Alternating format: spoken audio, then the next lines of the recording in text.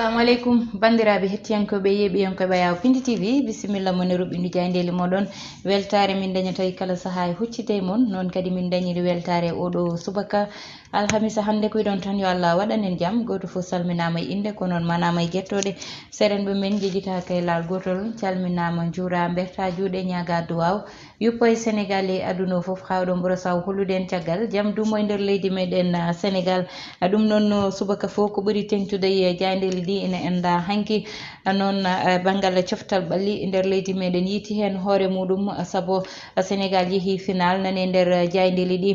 kono kadi banggal dawrugol nani nder jayndeli ɗi élection législative nagganama ñalawma ɗum ɗon ne ma en gandu ɗum joni joni so Allahu lamɗo jaaɓi en mbatta sona arde e ko ɓuuri tengtude hande e banggal jayndeli meɗen Sénégal ɗum ɗon noon on ji hande oɗo subaka jayde Guendirel Soleil kañum udditirten damal jayde Guendire noon mon ji tigui natal Sadio Mané gorko mo Bambali kanko noon waɗa tan homme du match ɗum ko hanki wonno ɗum ɗon noon ina anda Sénégal waɗi qualifié e tan yaade final ɗum wonata ko mataw jeegom lewru nduɗo ndu gonɗen e ma ande noon holmo Sénégal foti hawridde jayde Le Soleil ari tan e wiide Sadio Mané holliti hoore muɗum no fewi oɗon match ha woni homme du match ha joni tan ɓe mbi Sénégal andi kay élection législative mane wonta ko hitande lewru juillet tigui balɗe capantati goho ɗum wonata dimanche capantati goho lewru juillet hitande nde gonɗen woni 2022 ha joni garen e jayde Vox Populi noon ari tan e kañum ha joni wiide Sénégal yeehi final ɗum ɗon noon hanki ɓe kolliti koyema ɓe tigui saabu ko match mawɗo ɓe mbaɗi ha saabi ɓe gagni ɗum ɗon Aliou Cissé konngudi muɗum ma tawe nder jayde nde e wiidemo ko tan kamɓe ɗo joni woni tan yiddemo ɓe ko dañde hebde coupe o kanko El Hadji Diouf ne konngudi makko nane nder jayndeli ɗi saabu wi tan ko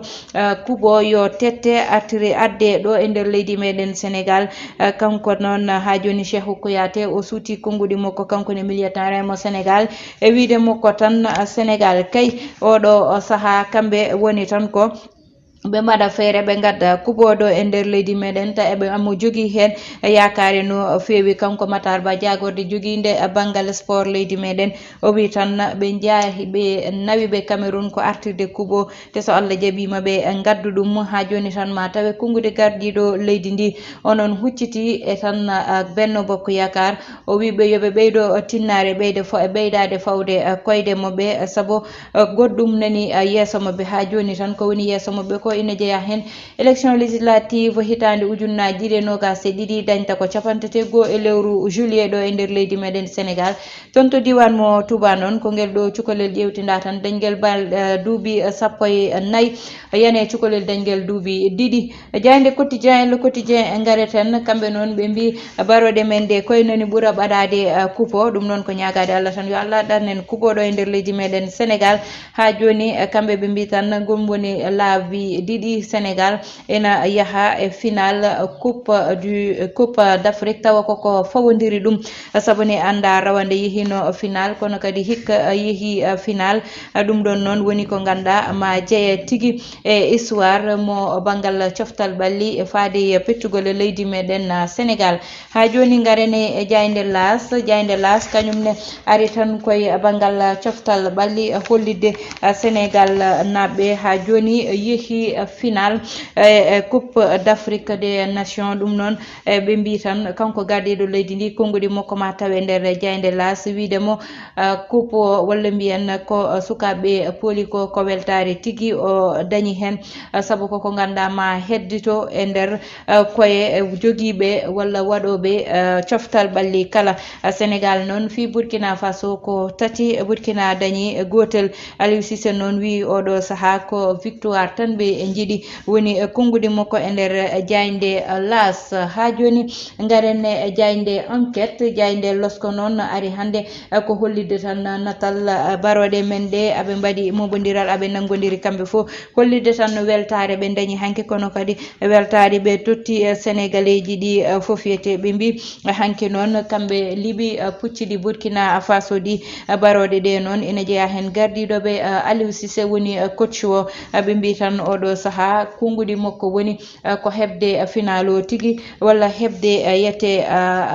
victoire o addude ɗo coupe woni yidde moɓe e darde moɓe. Sadio Mané noon wi tan ɓe jarata final ko gagnade kono yaade final tawa gagnaki kañume hebde kañume 0 tan foti. Cheikhou Kouyaté wi tan darde moɓe oɗo saha woni hebde coupe o artira ɗum Sénégal naɓe saabu ɓe ɓooyi haalnude ɗum e tan tottude ɗum digde ɗum sénégalais ji ɗi ngol ɗo lawol noon ɓe jiidi tan ko ɗum ɗon wona gonga. ɗum noon woni darde moɓe kanko gardiɗo leydi ndi ɓe mbi tan ɓeyditi wiide Benno Bokk Yakar yoɓe ɓeydo darnude koyɗe moɓe ɓe ñiiɓa ɗum no feewi saboyete oɗo saha hare nde gasani taw wadde noon hoto haydara tak ha ɓe perta walla tan koye moɓe ɓe nanna hen goɗɗum. 31 lewru juillet noon wonata élection ji garoji so Allahu lamɗo jaaɓi woni élection toddaɗe jottoɓe toon to suudu sardiji leydi meɗen. Jayde Libération ko hen gareten on ji Libération noon ɓe kolli natal tan Sénégal weltare ɓe dañi hanki kikiɗe ɗum ɗon noon ine jeeya hen ɓe yimɓeɓe jalti e banggue kala ha jeehi toon to ganduɗa woni palais présidentiel gam tan hollide gardiɗo leydi ndi weltare moɓɓe e tan darde équipe o. ɗum ɗon noon ɓe mbi ko kamɓe Sénégal noon ɗo joni liiɓi Burkina Faso tati e gotel. Aliou Cissé wi noon ɓe nawi ɓe Cameroun ko artirde kupoɗo e nder leydi meɗen Sénégal. Sadio Mané wi ko kañum ɓe jiiɗi tan ko folde équipe moɓe poti hawrude o e final o. oɗon équipe noon ko hande andete hakkude Égypte e tan ndiɗo leydi wiyetendi Cameroun mo ganduɗa kañum woni pays organisateur mana leydi ndi coupo yuɓɓinte tigui. ɓe mbi noon ɓe ko worɓe ɗiɗo waɗoɓe affaire debbati gorkati goto dañi ko duuɓi 35 goɗɗo duuɓi 16 kamɓe noon nanga tan aɓe goni e yidde moɓɓe walla mbiyen aɓe goni bone mabɓe. ɗum ɗon noon ɓe pana toon to police mo Dieuppeul dañi ko Baobab Karak. ɗon noon ɓe mbi tan kanko Oumar biyeteɗo o Diallo kanko komo ganduɗa ko ɓuuri hen hewde darde makko ina mantinino e nder jama o toon saabu ala waktu mo tan mankatno. Jayde Les Échos ko hen gareten wi tan gardiɗo leydi ndi natal muɗum nani hen wi hoto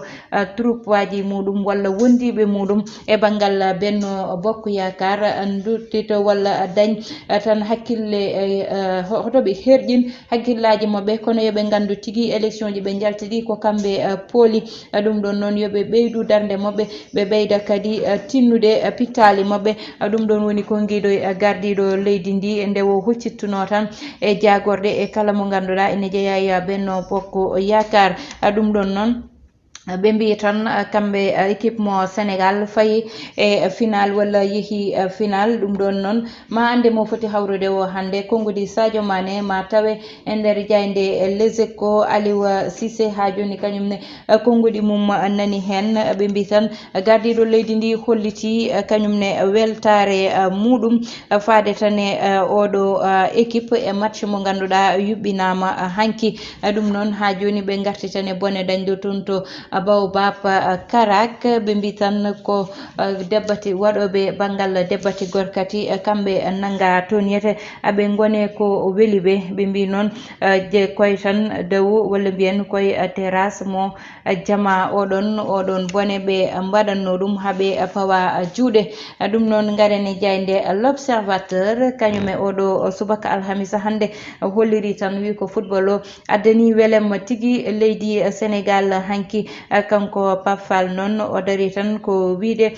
match o ko match tigui mo ganduɗa ɓe kolliti koye mabɓe no feewi. kanko Malikou Diakhaté ne konngudi makko ina tawe e nder Jayde L'Observateur e wiide makko tan ɗo joni wonni ko ɓe gona gotum gam hebde coupe Henri Camara noon wi tan hanki nde o yeɓata match o yi tigui darde waɗannoɓe walla kamɓe darde mabɓe ɓe darotono hitande ujunnaji ɗiɗi woni 2002 2 nde ganduɗa yete hitande nde Sénégal yejjitta ɗum noon Sadio Mané kanko darde makko mantinima no feewi e Abdou Diallo kadi kankone o totti belemma leydi meɗen Sénégal ɓe mbi gardiɗo leydi ndi ko wonno tan e ko yaltini e banggal réunion mo waddanno e parti makko woni APR walla mbiyen Benno Bokk Yakar kanko noon woni tan wiideɓe yoɓe ɓeynu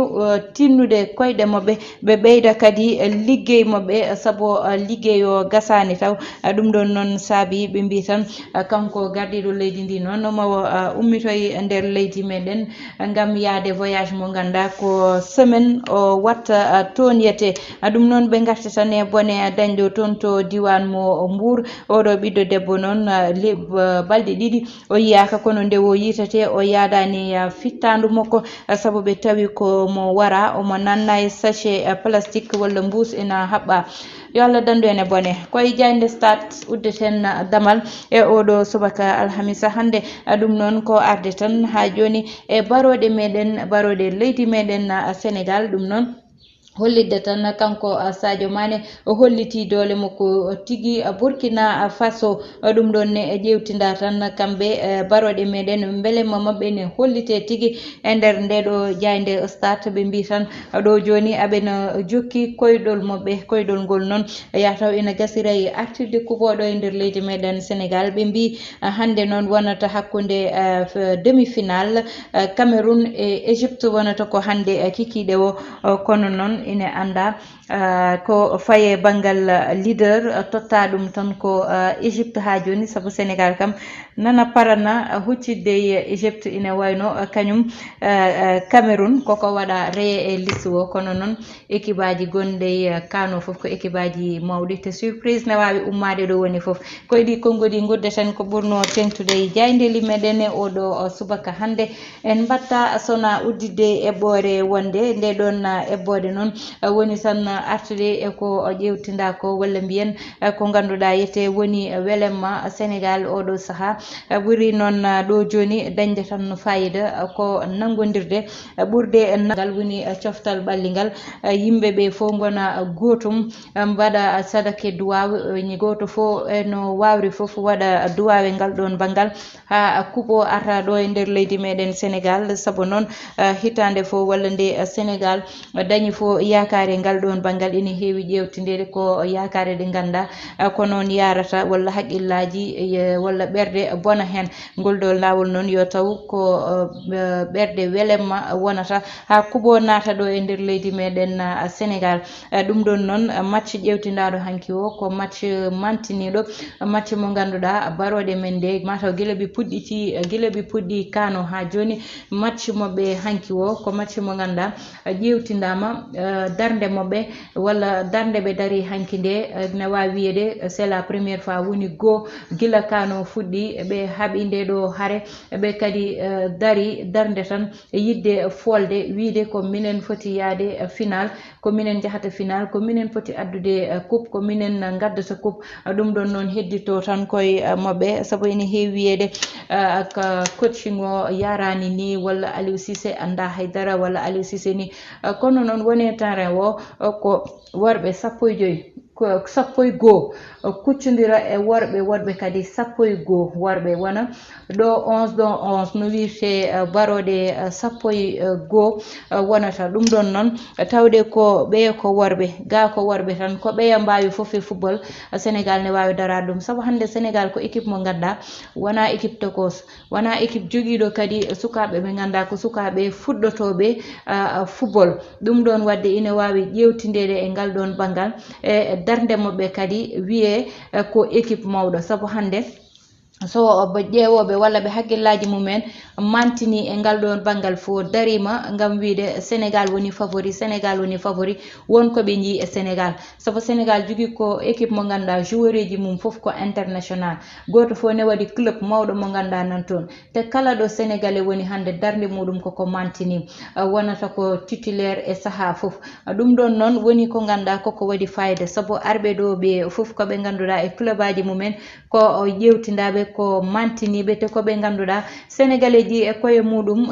e koye mumen ko kamɓe keewi ƴewtidade darde oɗon haɓe innito saaha foof ɓe innito kaari club mum nani waɗani kaari club mum nani waɗani ha saabo coach o wiya yomi noddu on mi ƴeewa mbawka muɗum e nder équipe o wadde noon wawi wiyede banggal regroupement e ko way noon ina ngakka seeɗa saabu nde ƴewtida ɓe gondi seeɗa ɓe gowodiri kamɓe fo ɓe gone jaam yiyama résultat ji nani yalta saabu goto fo nani wowa goɗɗo goto fo nani anda so yeeƴima mo poɗɗo wonde caggal muɗum e kadi so ƴeewi banggal mum ñaama walla banggal mum nano poɗɗo darade toon te ɗum ɗon koko waɗi fayida e équipe wowodirde équipe andodirde équipe saaha foof dañde regroupement saabu hande équipe o saaha erreur aji dañta foof wasde wowodirde mabɓe e kaya mabɓe ɗum ɗon ina dañi hen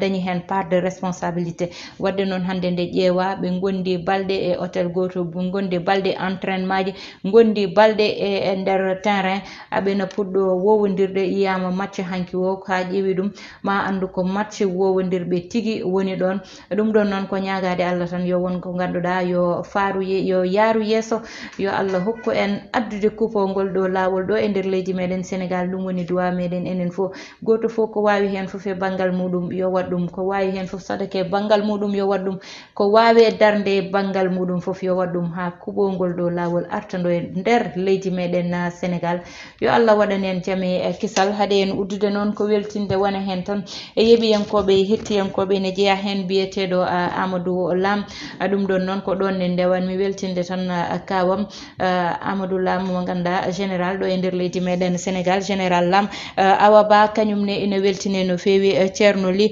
toon to Walo Fendo kañumne weltinama saabu ene yiya saaha foof darde muɗum e commentaire uji muɗum kono kadi Sall Ibrahima kañum woni ko toon to diwan mo Italie naɓe fo calminama juurama ɗum noon Aissata Ndiaye ɓorni ɗum ko mawɗo création numéro ko 77 550 37 59 woni numéro mawɗo création son jiiɗani ɗum madame moɗon walla on jiiɗani ɗum sukaɓe moɗon walla rewɓeɓe koye mumen jiiɗani ko wayni koye mumen yo noddu e 77 550 37 59 koye ɗi konngudi guddeten roɓɓindu jayndeli meɗen e oɗo subaka alhamisa hande heɗano en banggal caméra ko Massa Sow alias Thiat e wondude Mamadou Cissé.